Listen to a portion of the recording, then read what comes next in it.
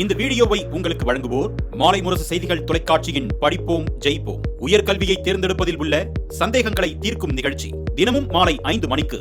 தொடர்ந்து இந்நேரத்திற்கான தலைப்புச் செய்திகளை பார்க்கலாம். கூட்டுறவு வங்கிகளில் தங்க நகை கடன்களுக்கு விதிக்கப்பட்ட நிபந்தனைகளை தளர்த்தியது RBI.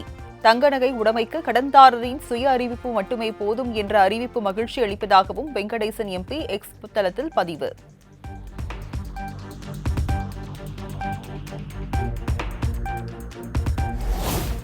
கடின உழைப்பாளிகளான விவசாயிகளுக்காக சேவை செய்வது மகத்தான பாக்கியம். விவசாயிகளின் மேம்பாட்டிற்காக கடந்த 11 ஆண்டுகளாக ஏராளமான திட்டங்களை செயல்படுத்தி வருவதாகவும் பிரதமர் மோடி எக்ஸ் தள பதிவு.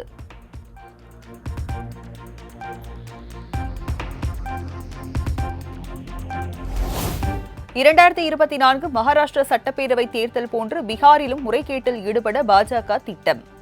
பாஜகவின் மோசடிகளால் தேர்தல் மீதான மக்களின் நம்பிக்கை பொய்த்து வருவதாகவும் ராகுல் சரமாரி குற்றச்சாட்டு.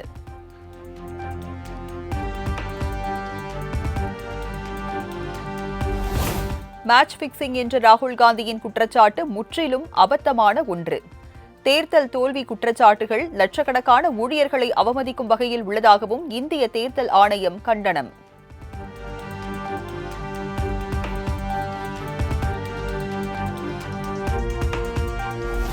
தேர்தல் தோல்விகள் ராகுல் காந்தியை விரக்தி அடைய செய்துள்ளதாக பாஜக தேசிய தலைவர் JP நட்டா விமர்சனம். காங்கிரஸ் கட்சியினர் தங்களை சுய பரிசோதனை செய்து கொள்வதற்காக பதிலாக மத்திய அரசையும் தேர்தல் ஆணையத்தையும் குறை கூறி வருவதாகவும் சாடல்.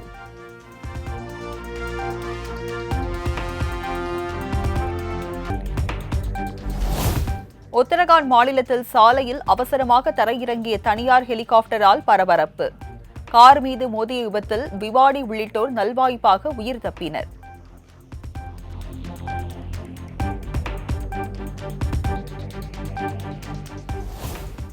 அசாம் மாநிலம் கவுகாத்தியில் கொட்டி தீர்த்த கனமழையால் லட்சக்கணக்கான மக்கள் பாதிப்பு. ரூப்நகர் பகுதியில் ஏற்பட்ட நிலச்சரிவில் சிக்கி உயிரிழந்தவரை மீட்கும் பணியில் பேரிடர் மீட்புப் படையினர் தீவிரம்.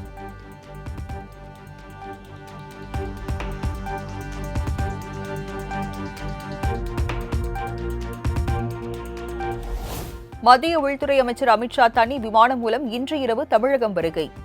மதுரை விமான நிலையத்தில் 5 அடுக்கு போலீஸ் பாதுகாப்பு.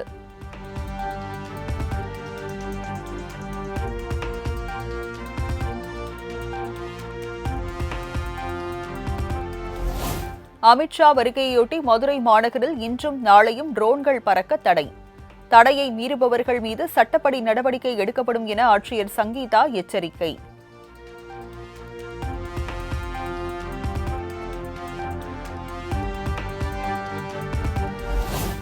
முதலமைச்சர் மு.க. ஸ்டாலின் தலைமையில் திமுக மாவட்ட செயலாளர்கள் கூட்டம். திமுக அரசின் சாதனைகளை மக்களிடம் கொண்டு செல்வது மற்றும் உறுப்பினர் சேர்க்கை குறித்து முக்கிய ஆலோசனை.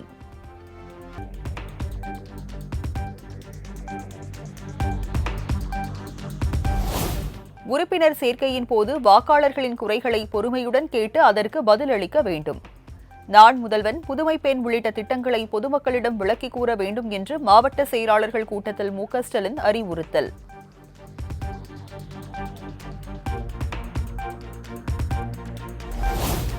சேலம் ஆத்தூரில் கருவில் இருக்கும் பாலினம் குறித்து வீட்டிலேயே ஸ்கேன் செய்த 2 பேர் கைது. ஸ்கேன் இயந்திரம் மற்றும் 20,000 ரூபாயை பறிமுதல் செய்து சுகாதாரத்துறை அதிகாரிகள் நடவடிக்கை.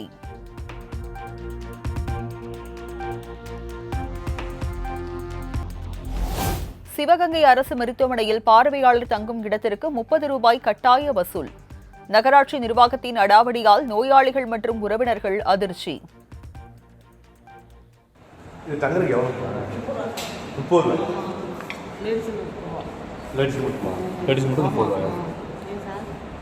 கேட்டேன். பாத்ரூம் போகிறதுக்கு தனியாவா? தனியாக வந்தால் 10 ரூபா. சீட்டு கொடுப்பீங்களா?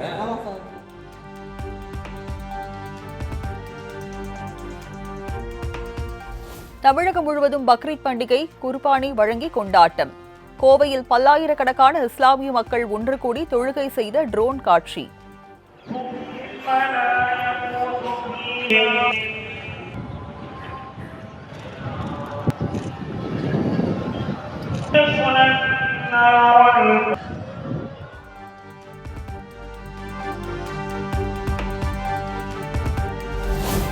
திருவண்ணாமலை ஜவ்வாது மலையை சேர்ந்த மலைவாழ் இளம்பெண் மாற்று சமூக இளைஞருடன் காதல் திருமணம். காதல் கணவனின் வீட்டை அடித்து நொறுக்கி சூறையாடிய காணமலை கிராம மக்கள்.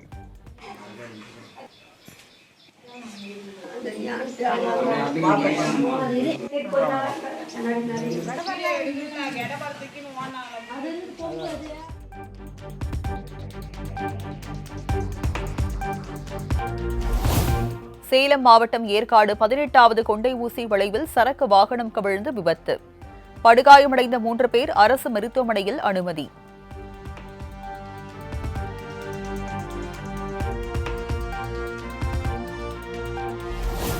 கோவில்பட்டி அருகே உப மின் நிலையத்தில் பயங்கர தீ விபத்து. விண்ணை முட்டும் அளவுக்கு புகைமூட்டம் வெளியேறியதால் பரபரப்பு.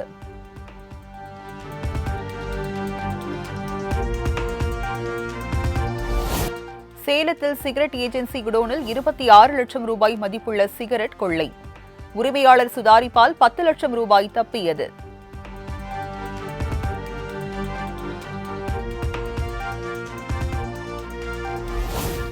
மத்திய உள்துறை அமைச்சர் அமித்ஷாவின் தமிழக வருகை குறித்து தனக்கு எதுவும் தெரியாது. அன்புமணியுடன் தற்போதைக்கு சந்திப்பு இல்லை என்றும் பாமக நிறுவனர் மருத்துவர் ராமதாஸ் திட்டவட்டம். நாளைக்கு அமித்ஷா வராரு. அமித்ஷா போன தடவை வரும் பொழுது அதிமுக கூட்டணி உறுதி செஞ்சிருந்தாங்க. இப்ப வராரு. பாமக கூட்டணிக்கு ஏதோ வாய்ப்பு இருக்குமா?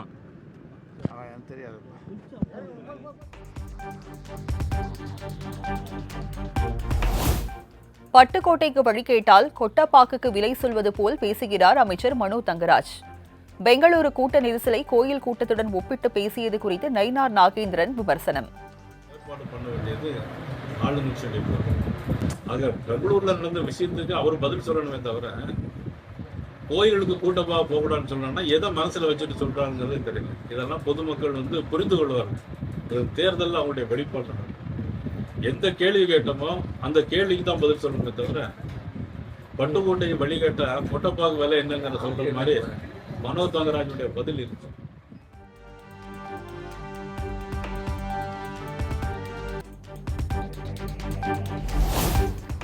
முருக பக்தர்கள் மாநாடு தமிழ்நாட்டில் மிகப்பெரிய மாற்றத்தை ஏற்படுத்தும். சங் பரிவார்கள் நடத்தும் நிகழ்ச்சி அல்ல, அனைத்து தரப்பு மக்களும் இணைந்து நடத்தும் மாநாடு என்றும் எல் முருகன் திட்டவட்டம். இந்து கோயில்கள், இந்து மக்களுக்கு எதிரான விஷயங்கள் பரப்பப்பட்டு வருகிறது.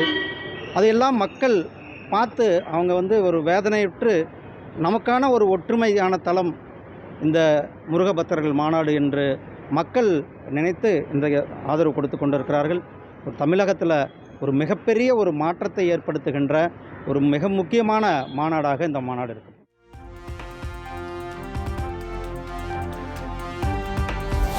பாஜகவின் மதவாத அரசியலுக்கு பிற மாநிலங்களைப் போன்று தமிழக மக்கள் ஒருபோதும் மயங்க மாட்டார்கள். சங்கிகளுக்கு தமிழகத்தில் இடமில்லை என்பதை தேர்தலில் முருகர் உறுதிப்படுத்துவார் என்றும் திருமாவளவன் திட்டவட்டம். பிற மாநிலங்களில் இந்த மதவாத அரசியலுக்கு மக்கள் மயங்குவதைப் போல தமிழ்நாட்டில் இவர்களின் மதவாத அரசியலுக்கு ஒருபோதும் மக்கள் மயங்க மாட்டார்கள். முருகனும் மயங்க மாட்டார். தமிழ்நாட்டு கடவுள் முருகன் மதவாதிகளை விரட்டி அடிக்கக்கூடியவர். சங்கிகளுக்கு தமிழகத்தில் இடமில்லை என்பதை வரவிருக்கிற 2026 தேர்தலில் உறுதிப்படுத்துவார். மதுரையில் முருகன் மாநாட்டை நடத்தும் பாஜக குஜராத், உத்தரப்பிரதேசத்தில் நடத்த தயாரா? தமிழகத்திற்கு மட்டும்தான் முருக கடவுளா என்றும் செல்வ பெருந்தகை சரமாரி கேள்வி. மதுரையில் நடத்துகிறாங்க. நான் கேட்குறேன், மதுரையில் அமித்ஷா நடத்துகிறாரு, குஜராத்தில் நடத்துவாரா முருகன் மாநாடை? குஜராத் மக்கள்கிட்ட போய் முருகர் என்ற ஒரு கடவுள் இருக்காருன்னு சொல்லுவாரா? உத்தரப்பிரதேசத்தில் முருகர் மாநாடு நடத்த முடியுமா பாஜகவால்? அங்கே போய் அவர் தமிழுக்கு மட்டும்தான் கடவுளா? வட மாநிலங்களுக்கு கடவுள் இல்லை, வட மாநிலங்களுக்கு கடவுள் இல்லையா? விநாயகர் எங்களுக்கு கடவுள், முருகர் கடவுள், எல்லாரையும் கடவுள். நான் இந்து, நான் எல்லா கடவுளையும் ஏற்றுக்கொள்ளுகிறேன். இவன் ராமரையும் நாங்கள் ஏற்றுக்கொள்ளுகிறோன்னு வச்சுக்கோங்க. அப்போ நீங்கள் முருகரை குஜராத்தில் ஏற்றுக்க மாட்டீங்களா? உத்தரப்பிரதேசில் ஏற்றுக்க மாட்டீங்களா? அங்கே போய் பாஜக முருகர் மாநாடு நடத்த வேண்டியதானே? இங்கே ராமர் மாநாடு நடத்துகிறாங்கல்ல, ராமர் ஊர்வலம் நடத்துகிறாங்கல்ல தமிழ்நாட்டு மக்கள், அதை அமித்ஷா அவர்கள் குஜராத்தில் சொல்லி கொஞ்சம் முருகர் மாநாடும் நடத்துகிறோம், நீங்கள்லாம் வாங்க கலந்துங்கன்னு சொல்லுங்கள்.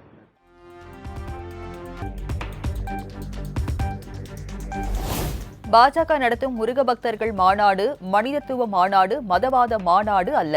இந்தியா முழுவதும் எங்கு வேண்டுமானாலும் மாநாடு நடத்துவதற்கு பாஜகவுக்கு வாய்ப்பு இருப்பதாக திருமாவளவனுக்கு தமிழிசை பதிலடி. நடத்துனதுதான் மக்களுக்கு சந்தேகத்தை ஏற்படுத்துகிறது. அதனால அண்ணன் திருமாவளவன் கவலைப்பட வேண்டாம். எங்களதெல்லாம் மனிதத்துவம், மதவாதம் கிடையாது, மனிதத்துவம்.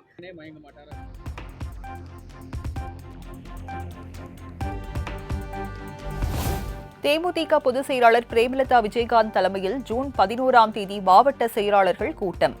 தேர்தல் பணிகள், பூத் முகவர்கள் தேர்வு உள்ளிட்ட பணிகளை விரைவுபடுத்துவது குறித்து கோயம்பேடு தலைமை கழகத்தில் ஆலோசனை.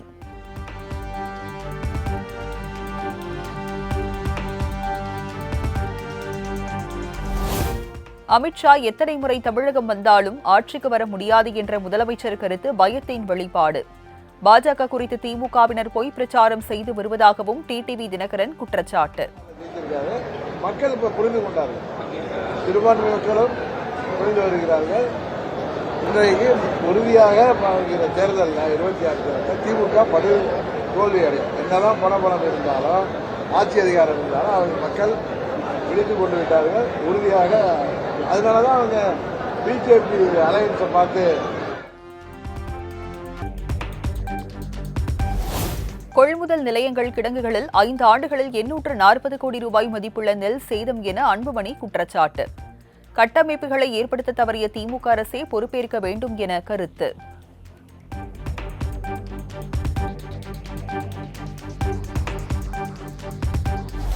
குவாரி மோசடியில் கழக் அதிகாரிகள் முதல் உயரதிகாரிகள் வரை எவ்வளவு பங்கு? கோவை புரவிப்பாளையத்தில் குவாரி விதிமீறல் செயல்படுவதாக கூறி தொடரப்பட்ட வழக்கில் சென்னை உயர்நீதிமன்றம் கேள்வி.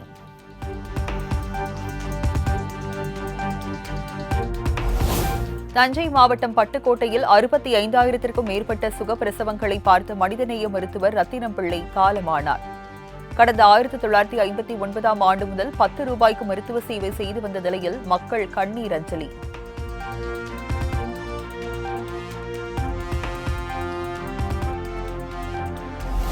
தூத்துக்குடி மாவட்டம் ஸ்ரீவைகுண்டத்தில் கழுத்தளவு தண்ணீரில் வாழைத்தார்களை சுமந்து செல்லும் தொழிலாளர்கள்.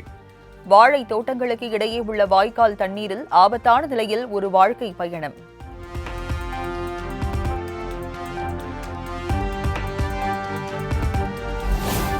உடுமலை அமராவதி அணையில் இருந்து பாசனத்திற்காக தண்ணீர் திறப்பு. வினாடிக்கு 300 கன அடி வீதம் அமைச்சர்கள் சாமிநாதன், கயல்விழி செல்வராஜ் திறந்து வைத்தனர்.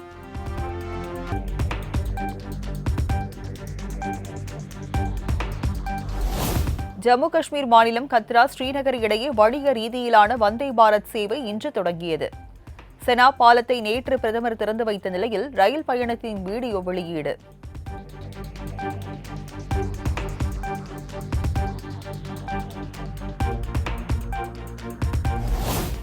இந்தியாவில் கொரோனா தொற்றால் பாதிக்கப்பட்டவர்களின் எண்ணிக்கை 5,755ஆக உயர்வு.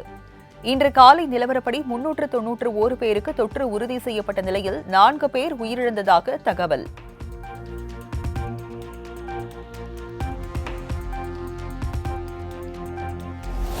காசாவில் கட்டிடங்கள் மற்றும் தரைமட்டமான பள்ளி வாசல்களுக்கு இடையே தொழுகையில் ஈடுபட்ட ஆயிரக்கணக்கான மக்கள்.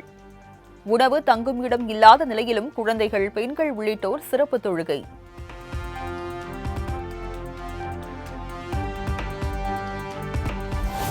வார விடுமுறையொட்டி திருப்பதி ஏழுமலையான் கோவிலில் குவிந்த ஆயிரக்கணக்கான பக்தர்கள். இலவச தரிசனத்தில் சுமார் 20 மணி நேரத்திற்கு மேலாக காத்திருந்து சாமி தரிசனம்.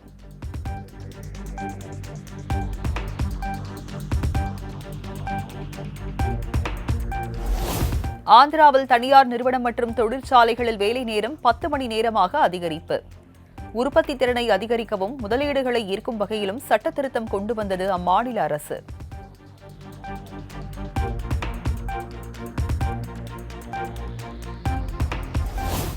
ஆகஸ்ட் 10ஆம் தேதி சின்னத்திரை நடிகர் சங்கத்தின் தேர்தல் நடைபெறும். சின்னத்திரை நடிகர் சங்க பொதுக்குழு கூட்டத்தில் அறிவிப்பு.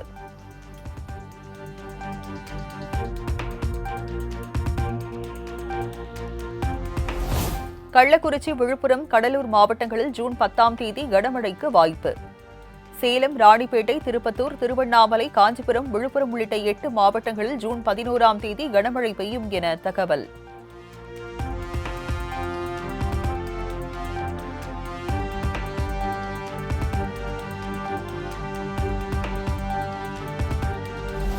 தமிழகம் மற்றும் புதுவையில் ஜூன் 13ஆம் தேதி வரை பரவலாக கனமழைக்கு வாய்ப்பு. சென்னை வானிலை ஆய்வு மையம் கணிப்பு.